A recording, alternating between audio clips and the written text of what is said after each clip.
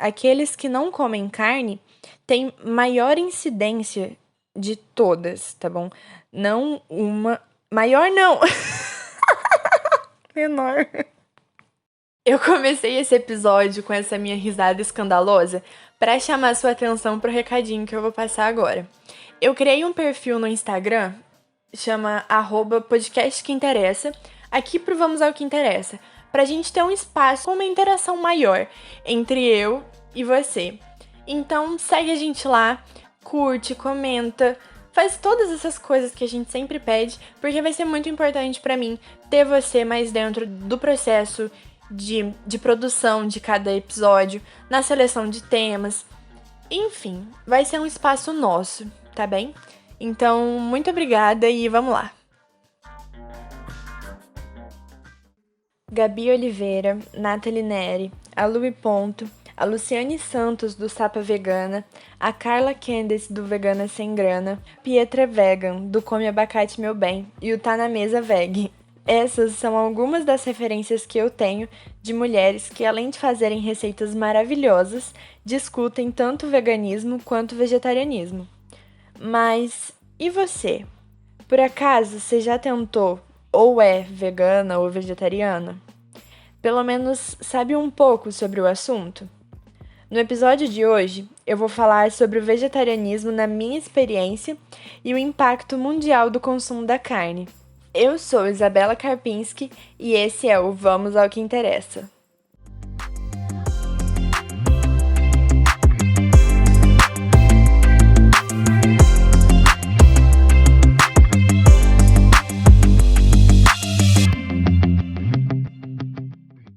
Antes de mais nada, eu queria deixar claro que a minha intenção, falando sobre isso no episódio de hoje, é muito mais de gerar um pensamento crítico em relação ao consumo da carne do que tentar impor alguma coisa a alguém, ok?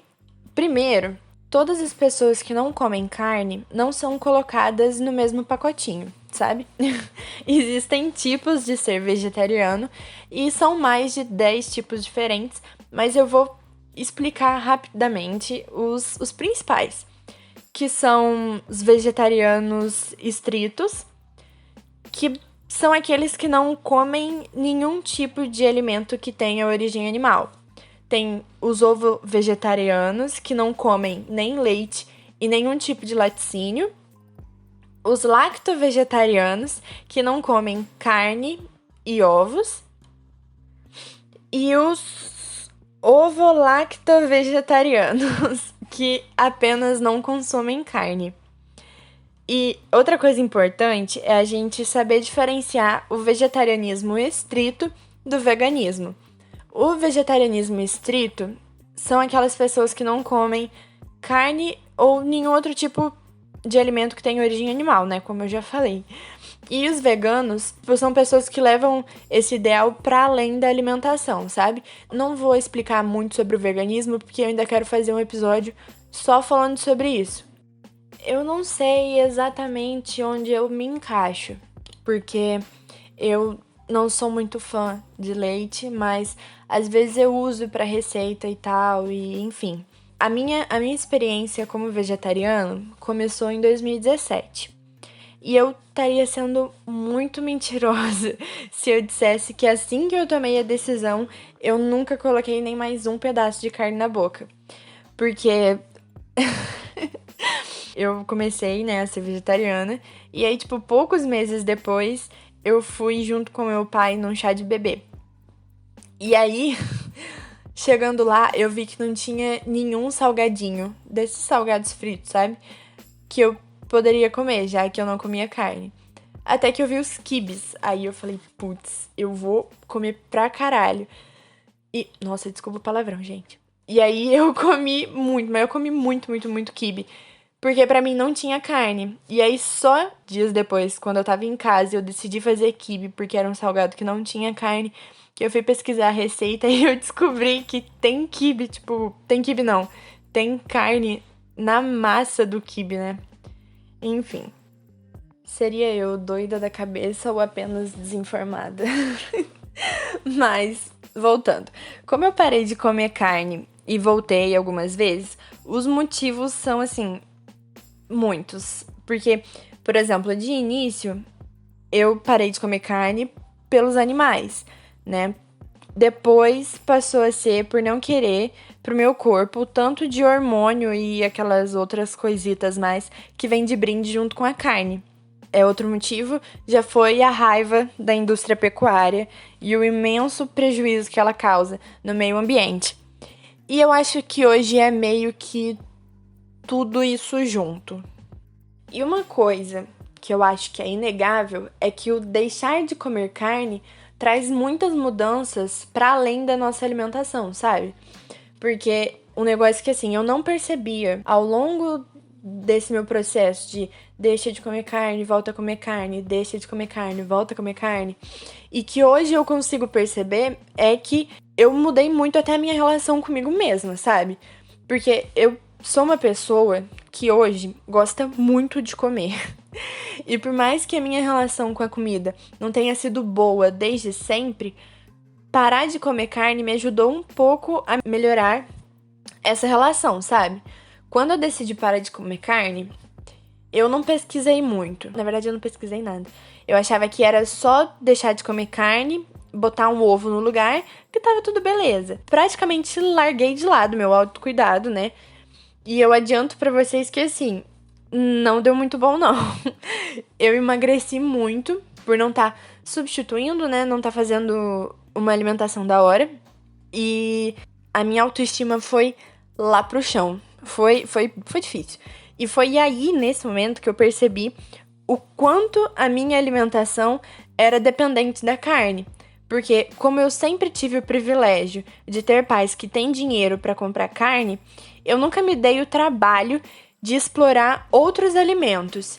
E eu conhecia muito pouco de outras opções, além da proteína de soja e do ovo. Aí, percebendo a minha necessidade de melhorar a alimentação, eu comecei a pesquisar, a procurar, comecei a seguir aquelas mulheres incríveis, inclusive indico, viu, gente? Que eu citei no começo do episódio. E assim, o conhecimento, ele abre mundos, né? E aí eu conheci os grãos e sementes, que são excelentes substitutos. E eu comecei a fazer a minha própria comida, ou pelo menos a minha mistura. Eu não sei se vocês falam assim. E criei um prazer enorme em cozinhar, experimentar e tentar outros pratos. E assim, eu não sinto falta nenhuma da carne, porque antes a carne era indispensável no meu prato. Tanto que eu dizia que se não tivesse carne, não era uma refeição, sabe? Eu não conseguia comer se não tivesse carne.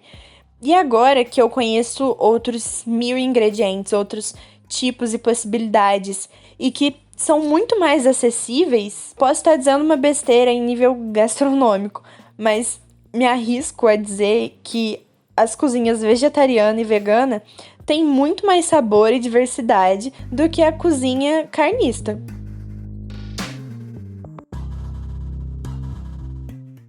Agora, falando dos motivos, ou voltando, né, a falar dos motivos do porquê não comer carne, eu trouxe alguns dados e coisas que eu acho que são importantes de serem discutidas acerca do assunto. Mas também preciso falar que eu não fiz recorte racial, porque eu não sei falar sobre isso, não tenho propriedade. Mas que eu ainda trarei alguém que saiba falar sobre. E fica aí um spoiler dos próximos episódios. Então, a cozinha vegana, vegetariana, é muito mais saudável, tem menos sofrimento e desgaste ambiental, é muito mais barata.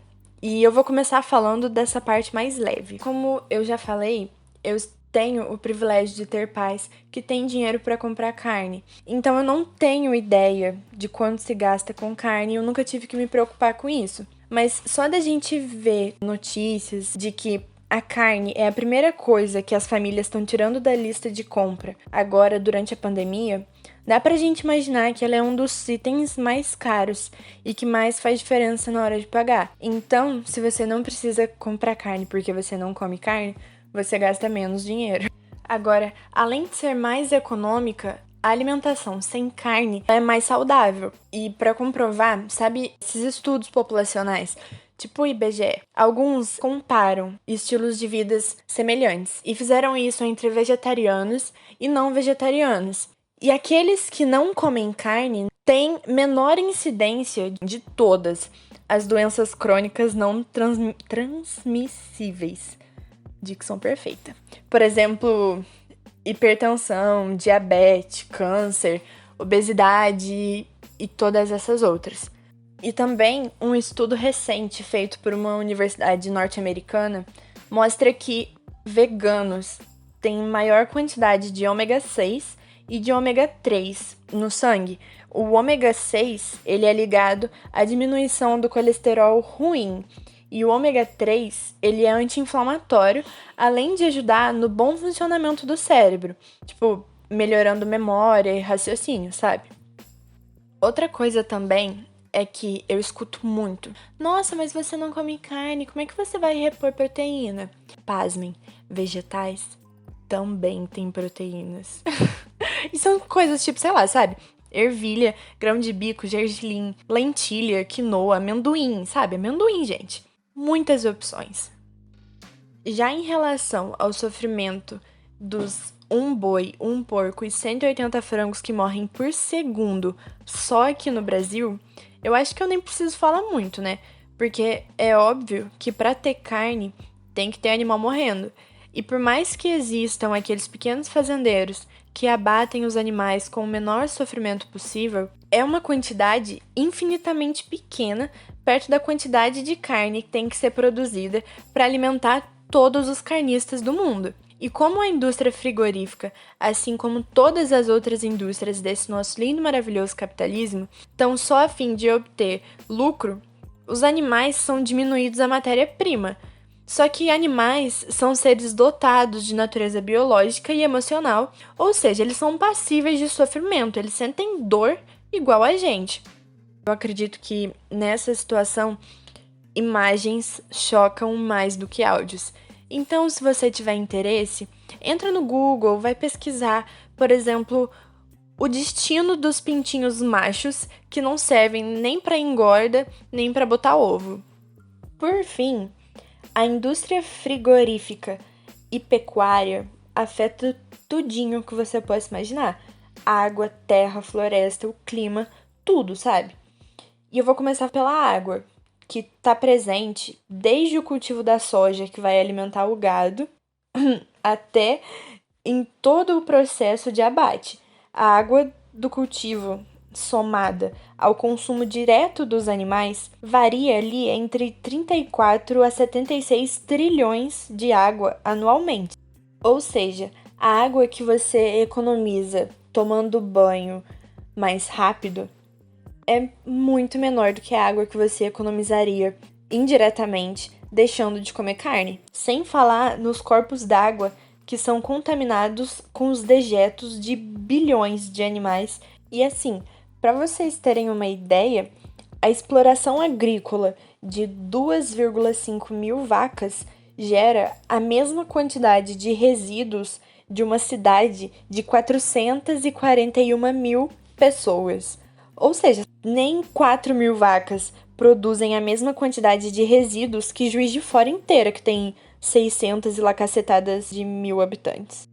E os números assustadores não param por aí, sabe? Tipo, estudos realizados pelo Banco Internacional de Reconstrução e Desenvolvimento Sul-Americano demonstram que 91% da devastação da floresta amazônica se deve à produção agropecuária, tipo, dividido entre pastagens e cultivo de grãos para alimentação dos ruminantes. Tipo, estão destruindo a floresta amazônica para continuar alimentando todas as pessoas que comem carne.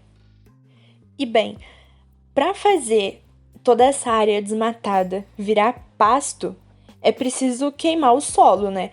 E as queimadas produzem uma quantidade absurda dos gases danosos à camada de ozônio, o que interfere diretamente no aquecimento global. E tudo isso só falando dos animais ruminantes, sem levar em consideração a infinidade de animais aquáticos que são consumidos, assim como algumas espécies de aves e até mesmo os animais exóticos. Enfim, sem ainda entrar nos recortes sociais, Eu trouxe só alguns dos tantos dados assustadores sobre o assunto para provar que o impacto do comer carne vai muito além de discussões sobre, por exemplo, o melhor ponto da carne.